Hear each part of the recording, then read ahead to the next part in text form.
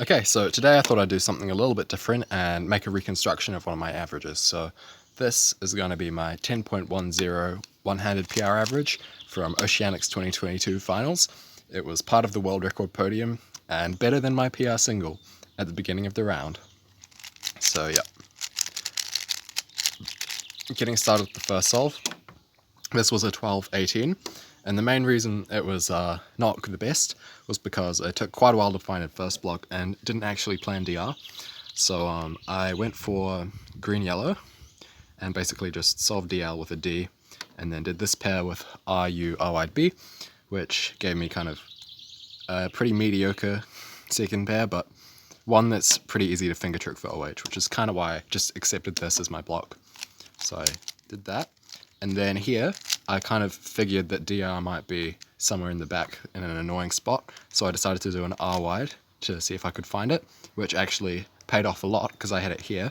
So I did U, F prime, and I remember the beginning of my second block had like a huge pause because I got super confused and thrown off because I'm so used to like knowing what I'm doing after this point. But luckily that did lead to me seeing that I could pair up this by doing RUR instead of just an R2 to insert DR, which then allowed me to do U M prime to pair them, and then I just inserted, and then solve this back pair like CFOP style. Then I had this pretty nice CMLL, just did like that, nothing too weird happened there, and then I got quite a good EOLR as well, so just did that, and then I did a U because I was getting ready to do the M2, but luckily I spotted in time that I had dots and didn't give myself a worse version of it in my sponge moves, so I did U2 and then solved it. Moving on to the second solve. This was a 997, which was my first ever official sub 10 single. It was quite a relief because I kind of screwed up the end and still got a low 10 or even +2 out of a 9 a lot of times this year before I actually got this. So I did orange yellow because it was pretty easy, and you can kind of see that you can make a square by doing U prime B D2, but I did it from this angle and held this fixed to have better finger tricks. So I did U prime F to pair this edge to the center, and then U wide 2 to finish the square, which all didn't disrupt the already existing free pair down here. So I just solved that with R2U F prime. I was also happy with that because it sets up DR to like a 3-move position, which is pretty decent. So I did that, and then I had this pair kind of in mind because it's kind of hard to not see it when you're thinking about DR. And I also knew that it would be set up like this, which is kind of a case that I do like, even if it's not like super low move count, because you can just kind of pair it up like that and then do this back insert. And then I did an R wide to set myself up for this 3-mover, which led to a very quick second block.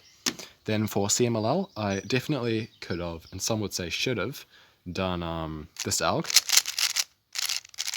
but I didn't really see that, so I just ended up doing the normal alg.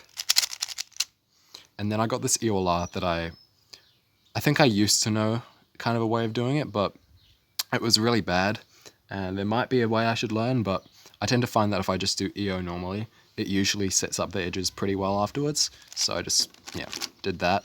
And then I solved this arrow in a way that would put this in the back and kind of give me this so I could solve them directly.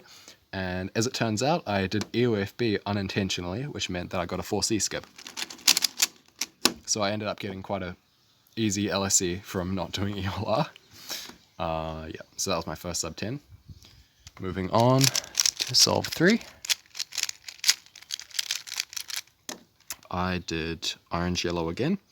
And this is a kind of square that I've gotten better at doing recently, where I kind of think outside of the box a bit. So again, I held this pair fixed, and then I did, in this case, U wide prime, M2, U wide prime, like that to create the square. And then I did this pair. And yeah, I'm pretty sure I predicted DR because I basically always do. So I did the U prime R wide to orient that, but before I actually went ahead and inserted it, I saw that I could make this into like a pair with one move. So I did that first, and then did an R prime to save it, then did U2, finally inserted DR, and then that all paid off quite a bit because when I insert it, you can see I actually get another free pair. So that's a very lucky SB. And then I recognized this CMLL pretty well and just went straight into my alg for it. And I know that this alg flips two edges, but I was kind of confused about how it affects EP. But since I knew that both my LR edges were on bottom, I was like praying that the flipped edges would be adjacent, because in my opinion that's a really good case, and I'm kind of iffy on the opposite version. So luckily I did get that, and yeah, that was a big confidence boost, so I just kind of went into that and then did the very nice EOLR. And then at this point I noticed that it was going to solve directly, so I actually did EOLRB.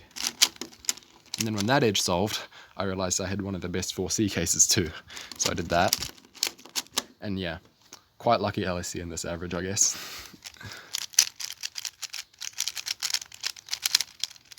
Alright, solve 4.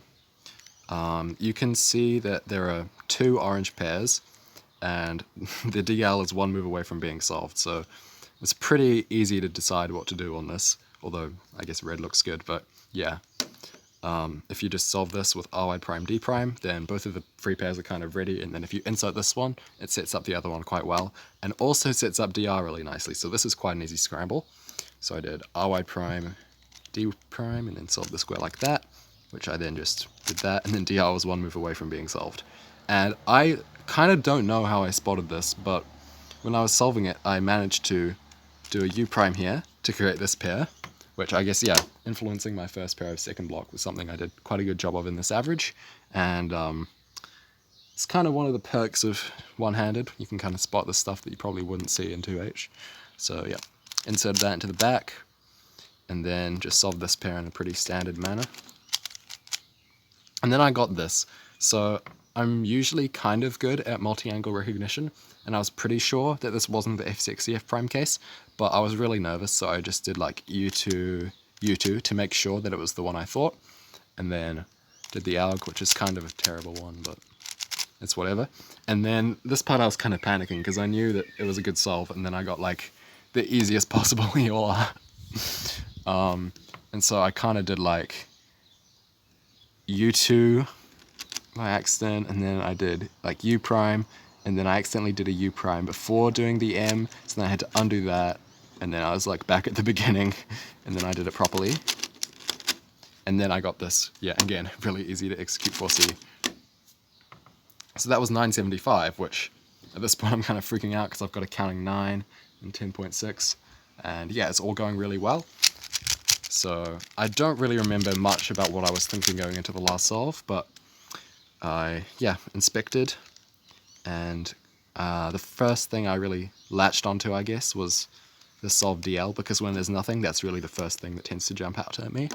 And I noticed that the back pair was in this position where the edge is one move away from being solved, and the corner was oriented in a way that I could do two moves to create a pair by doing U, R2. And then I noticed that because of how this pair is set up, if I did a U2 before inserting this pair with a B prime, then it would pair them up, and then I would just end up with a really short, I think 6 move first block, but the way I executed it was a bit longer because it's OH. So I did a U, R2, and then I kind of paired that. Then I did the F wide prime, because you can't really do B prime that well, or at least I can't. And then finished off first block like that. And again, pretty nice, like 3 move away DR position. And again, I noticed that this would be a free pair if I just inserted it normally, so I didn't do any like influencing. So then I inserted that into the back, and then got this pretty nice last pair case from CFOP. And then I got this Soon CMLL, which I actually got on the last solve of my first sub 13 average, which is actually on my channel, where I got my first, I think it was my first 10 in comp, on the last solve to clutch it. So kind of very similar situation to this. And yeah, I just did the ALG. And then I realized I had a super easy EOLRB, so I was really freaking out. So I think I did M prime, M prime. I was too nervous to even do an M2 flick. And then I did the EOLRB, and then I got a 4C skip. And this is possibly the most shaky U prime M2 you'll ever see, but it was still easily fast enough to be PR single for the 3rd time, and the 2nd time in a row. And yeah, that was a 923, my current PR single, and the solve that clutched my 10-10 average. So hopefully you enjoyed this kind of different video. Maybe I'll do some other reconstructions soon, but yeah, thanks for watching.